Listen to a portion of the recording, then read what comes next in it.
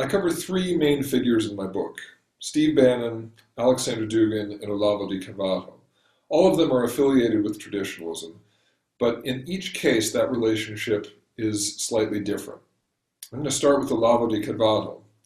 He is in many senses the figure who is most ingrained in the social and institutional world of traditionalism, and at the same time, perhaps the figure who is least committed to its dogmas and its teachings. I'm going to start with the former, his institutional connections.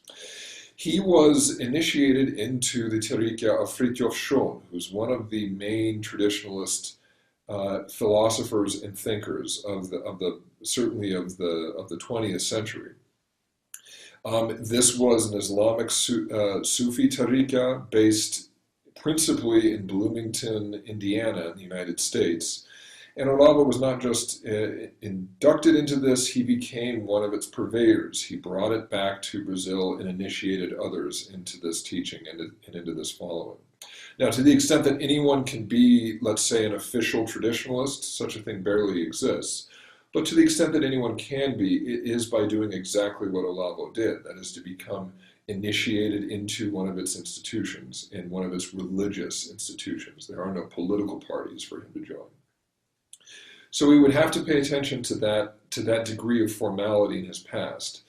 Meanwhile, traditionalism was just one of many ideological schools that he allied himself with. And he moved out of official institutional traditionalism later, after having joined the Tariqa, even though he continued to teach and celebrate its authors to his students for years afterwards. And we see it today certainly as one of his distinguishing ideological characteristics, one way to separate him from other conservative thinkers, other conservative Catholic thinkers, for example, around the world.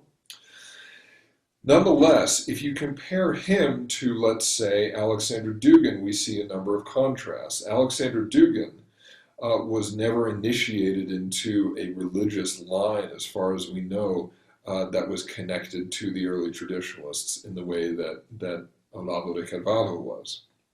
But he certainly has been more dogmatic in following its teachings, even to today.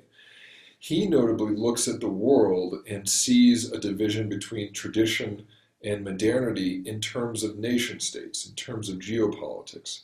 He thinks more specifically that Russia, especially post-Cold War Russia, post-communist Russia, represents a force of tradition in the world, and that the United States represents a force of modernity. And it's on those very bases that he has been pushing for conflict between the two states and hoping to see Russia advance its positions throughout the world.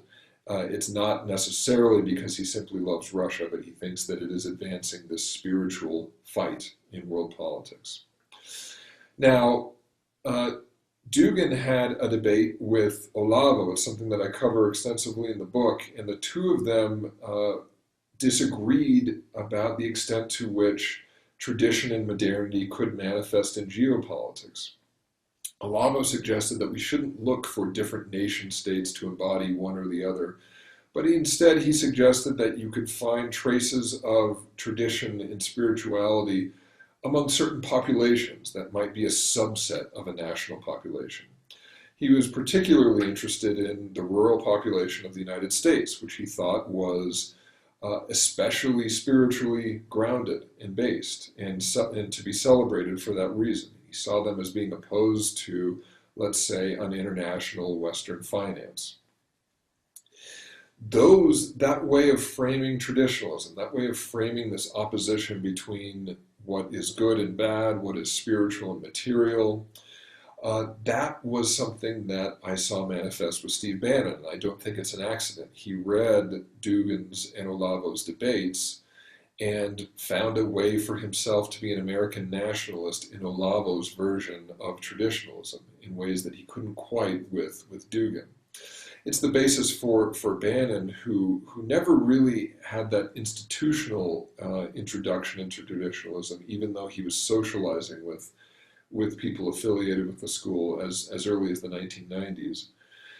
It was a way for him to say that He did not believe in an American nationalism and an American identity defined by documents like the Constitution, these Enlightenment universal documents, but instead that it was the essential spirituality of rural America that he thought defined the nation in which he wanted to fight for against a more secular, materialistic establishment. And it was on that basis as well that he still also reached out to Alexander Dugin in hopes of finding common cause and networking and coordinating together.